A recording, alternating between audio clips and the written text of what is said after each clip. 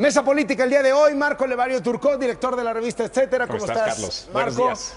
Rubén Aguilar, asesor político, ex vocero de Vicente Fox. ¿Cómo está, Rubén? ¿Cómo te va, Genaro Carlos? Lozano, comentarista y periodista aquí en Televisa. Muchísimas gracias a los tres por despertarse temprano, estar aquí esta mañana. A ver, los temas de la semana. López Obrador presenta su proyecto alternativo de nación. Tiene cosas que han despertado muchísimos comentarios, como por ejemplo que va a vender todos los aviones y helicópteros oficiales y él que se va a mover por carretera y en avión comercial si llega a la presidencia. Hay otros asuntos que tienen que ver con renegociar, dijo, la relación con los Estados Unidos, que es un tema que está muy en boga. ¿Cómo está haciendo López Obrador de cara al 18? Pues yo veo de este proyecto de nación, lo analizaría en tres escalones. En tres escalones.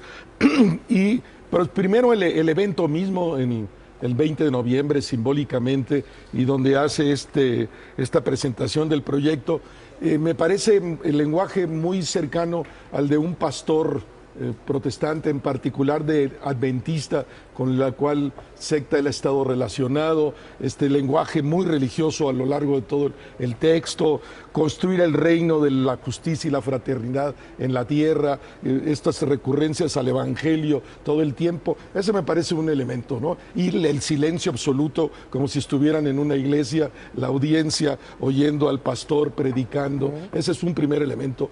Un segundo elemento me parece que pues es una declaración de principios con una serie de cosas generales que uno podría asumir como la fraternidad, la justicia, pues me parece muy bien. O sea, y en un tercer elemento que tiene que ver con algunas de estos elementos de volver a consulta popular, las reformas estructurales, un lenguaje muy suave con los Estados Unidos,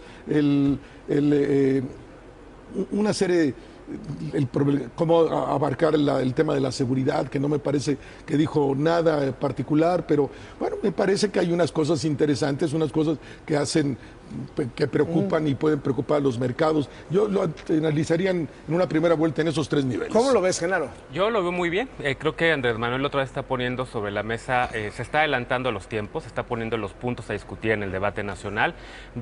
Coincido con Rubén en el lenguaje religioso, pero me encanta la metáfora que hace Andrés Manuel o la referencia que hace a Franklin Delano Roosevelt, y por ello diría que más bien su lenguaje de pastor es como el de Martin Luther King. Creo que se está moderando, sobre todo en el punto de las reformas estructurales, diciendo que ahora él no le gustan, pero que las sometería a consulta, con un punto bastante responsable en materia económica, y digo responsable para quienes creen en el credo neoliberal y el mercado, porque habla de cero endeudamiento, habla de baja inflación, todos los puntos que le gusta al consenso de Washington.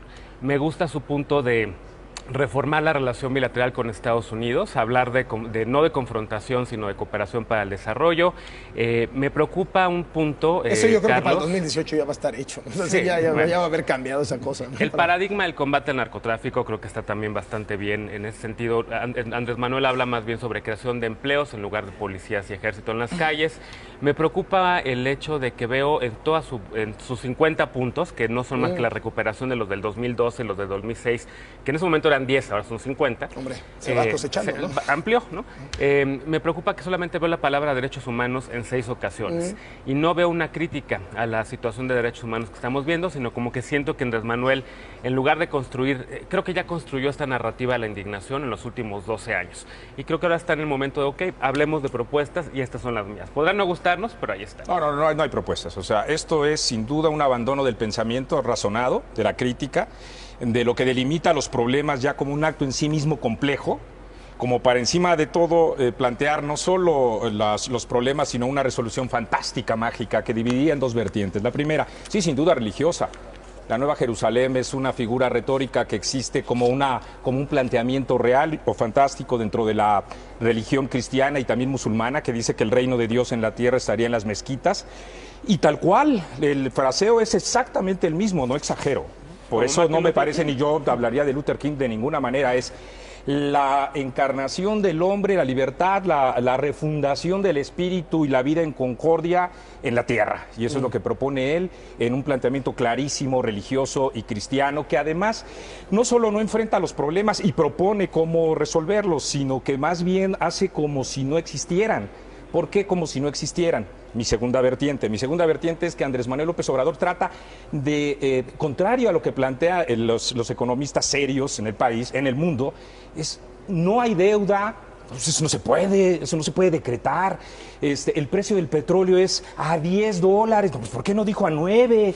Es decir, el problema es que esa retórica y esa demagogia lo consolida, eso sí, como un mesiánico que no tiene propuestas y que de la manera más mágica puede resolver el problema del país.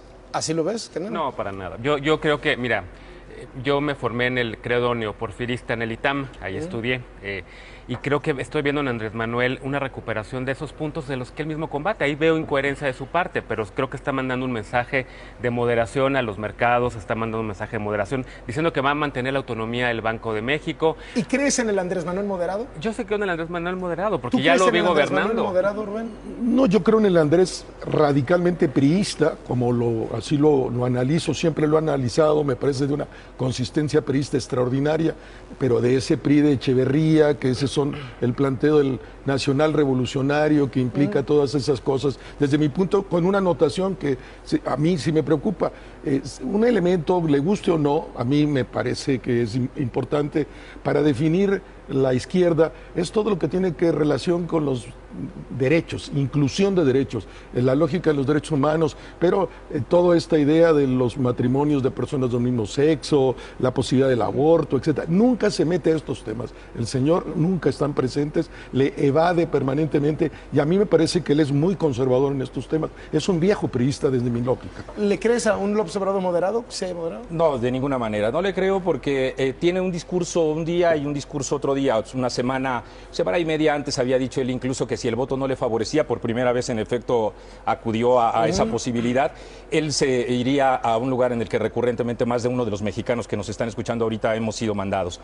Y ahora habló, como la representación clara del reino de Dios en México, no exagero, insisto, no exagero, no estoy sino traduciendo las palabras que él dijo, de tal suerte que entonces es muy complicado creerle a una persona que un día te dice una cosa y otro día te dice otra. Decías hace un rato, Genaro, la indignación, ha sabido López Obrador recoger la indignación, sí. Y ahorita estamos hablando de un López Obrador que sonaba más radical y ahora busca moderarse. Estos son dos vasos comunicantes que me llevan a la discusión sobre Donald Trump. ¿Es López Obrador nuestro Donald Trump? Y yo sé que tienen posturas diferentes sobre este asunto, Marcos. Desde luego que lo es. Y lo es precisamente por tres vertientes nada más. La primera es la visión populista en el mundo implica el abandono de las propias instituciones o el mandarlas al diablo, 1. 2, el tratar de decretar. Y eso no tiene ninguna seriedad con ninguna escuela neoliberal, Genaro, ninguna. El tratar de decretar el precio, por ejemplo, del petróleo o de abstraerse de un fenómeno inevitable como es la globalización. En esa misma perspectiva, Donald Trump también exactamente igual trata de delimitar con su visión o con su propia voluntad situaciones que después se enfrentan a los hechos y son imposibles de llevar a cabo. Genaro, tú has defendido que López Obrador no es Trump. Sí, lo escribí en mi columna de Reforma. Más bien, López Obrador se asemeja mucho más a Bernie Sanders en ese discurso antisistémico. Los dos son antisistémicos, Bernie Sanders y Donald Trump, pero creo que Andrés Manuel, a diferencia de Donald Trump, ya nos demostró cómo gobierna y gobernó la Ciudad de México durante 6 años. Creo que puso los cimientos para la política social, no solamente para esta ciudad, sino para todo el país. Y al respecto de lo de matrimonio igualitario, Rubén, yo lo he denunciado desde hace 8 años. Por él se pararon las sociedades de convivencia en la Ciudad de México, pero su partido tiene una Secretaría de Diversidad Sexual y la iniciativa de matrimonio igualitario no la mató Andrés Manuel López Obrador, no la mató el presidente Peña Nieto, la mató el Partido Revolucionario Institucional con el Frente Nacional por la Familia y el Partido Encuentro Social y el PAN, no Andrés Manuel. A mí, yo pienso, tengo un modelo para analizar lo que llamo el discurso nacional populista de izquierda y de derecha, y tengo 10 elementos para hacer ese análisis, y a mí me parece que hay una semejanza muy grande de López Obrador y Trump, pero también Le Pen y una serie de cosas que siguen a pie de la letra eso que yo llamo el discurso nacional populista, y me parece el propio discurso del día 20 de López Obrador lo inscribo en esa lógica del discurso popular nacional populista, y me parece que en eso, no en el contenido del discurso, sí en la forma, en la lógica de la construcción del discurso, me parece Le Pen, López Obrador, Trump y la ultraderecha austriaca y noruega, etcétera, que siguen esta misma lógica.